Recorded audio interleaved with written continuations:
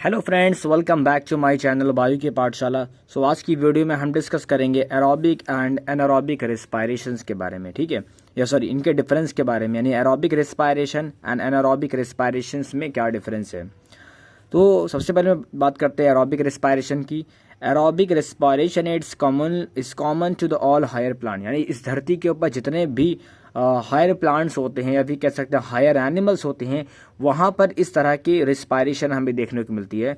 जबकि anaerobic respiration की मैं बात करूं, it is uncommon to the higher plant but common to the certain microbes. ये जो होते हैं बड़े बड़े प्लांट्स में या फिर बड़े एनिमल्स के अंदर, ये बहुत हमें कम देखने को मिलता है। और जो छोटे छोटे माइक्रो ऑर्गेनिज्म होते हैं जैसे कि बैक्टीरिया हो गया, वायरस हो गया, तो यहाँ पर हमें एनारोबिक रेस्पिरेशन देखने को मिलता है। दूसरा डिफरेंस क्या है, it occurs inside the living cell. और ये कब होता है बेटा, ये एरोबिक रेस्पिरेशन जो होता है सभी तरह की लिविंग सेल्स के अंदर होती है, यानी ऐसी सेल जो जिंदा है उनके अंदर इस तरह की रेस्पिरेशन हमें देखने को मिलती है। जबकि मैं एनारोबिक रेस्पिरेशन की मैं बात करूँ, it occurs inside the living cell and living cells are not essential in some fermentation. तो ये कहाँ पर होती है बेटा, ये लिविंग सेल्स के अंदर होती है। Living cells are not essential, यानी लिविंग सेल्स जो होती हैं वो ज़रूरी नहीं होती है इन सम फर्मेंटेशंस में। ठीक है, तो ये क्या हो सकता है कि living in occurs inside the living cell are not essentials in some fermentation, यानी कुछ ऐसे सेल्स होती हैं जो कि फर्मेंटेशंस नहीं करती हैं। अगला डिफरेंस क्या है, it is a permanent process and goes on the through out the life of the plant. और ये हमेशा हमेशा से होने वाली प्रोसेस होती है, यानी किसी भी लिविंग ऑर्गेनिज्म के अंदर ये हमेशा होती रहती है।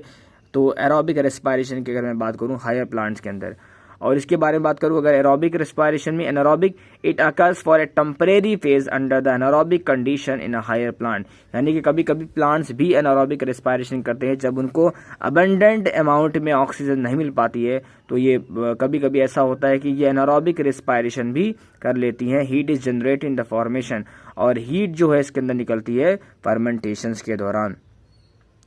अगला क्या है, energy release in the large amount in the forms of the ATP. और एनर्जी जो होती है वो बहुत रिलीज होती है, यानी बहुत ज़्यादा अमाउंट में 38 एटीपी इसमें रिलीज होती है। जबकि एनारोबिक रेस्पिरेशन के अंदर सिर्फ 2 एटीपी ही रिलीज होती है। अगला है आपका एरोबिक रेस्पिरेशन में मैं देख लेता हूँ यहाँ पे क्या लिखा हुआ है, नॉट टॉक्सिक टू प्लांट, यानी कि एरोबिक रेस्पिरेशन जो होता है वो टॉक्सिक्स नहीं होते हैं, वो पॉइजनस नहीं होते हैं प्लांट्स के लिए। लेकिन अगर मैं एनारोबिक रेस्पिरेशन की मैं बात करूँ, ये बहुत ज़्यादा टॉक्सिक होते हैं हायर प्लांट्स के लिए। अगला है एरोबिक रेस्पिरेशन में occurs in the presence of oxygen. ये ऑक्सीजन की प्रेजेंस में बहुत की पॉइंट है। एरोबिक रेस्पिरेशन हमेशा ऑक्सीजन के प्रेजेंट में ही होता है, जबकि एनारोबिक रेस्पिरेशन जो होता है वो occurs in absence of oxygen, यही ऑक्सीजन की एब्सेंस में होता है।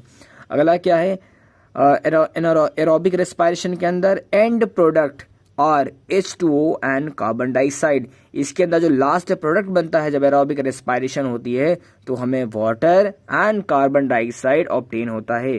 जबकि द एंड प्रोडक्ट और द एथेनॉल एंड कुछ ऑर्गेनिक कंपाउंड और भी बनते हैं एंड कार्बन डाइऑक्साइड, इसके अंदर इथेनॉल बनता है एंड कार्बन डाइऑक्साइड रिलीज होती है एनारोबिक रेस्पिरेशन के अंदर। सो अगर ये वीडियो आपको पसंद आई है तो like share comment and subscribe ज़रूर कीजिएगा। Thank you so much, bye bye, take care.